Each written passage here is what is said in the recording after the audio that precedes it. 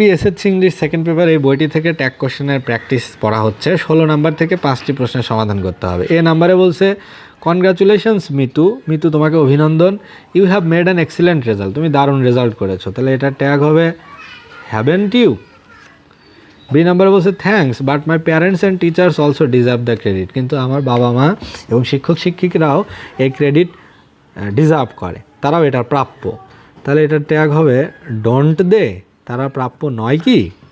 C নাম্বারে বলছে one should remain grateful to their parents and teacher, তাহলে one should remain, অনের pronoun one আর শুড থেকে হবে শুডন্ট, তাহলে ট্যাগ হবে শুডন্ট ওয়ান। ডি নাম্বারে বলছে you also study a lot, you are expecting even a brighter result, তুমিও তো বেশ ভালো পড়াশোনা করছো, তুমি হয়তো আরও ভালো রেজাল্ট করবে, ইউ আর এক্সপেক্টিং, তাহলে এটার ট্যাগ হবে আরএন্ট ইউ, অর্থাৎ তুমি কি এক্সপেক্ট করছো না, প্রত্যাশা করছো না। এই নাম্বারে বলছি ইয়েস আই অ্যাম, হ্যাঁ আমি প্রত্যাশা করছি, but things don't happen as you expect them always, কিন্তু ঘটনা সেরকম ঘটে না তুমি যেরকম প্রত্যাশা করো, এটা সবসময় সেরকম ঘটে না। তাহলে এটার ট্যাগ হবে ডু দে।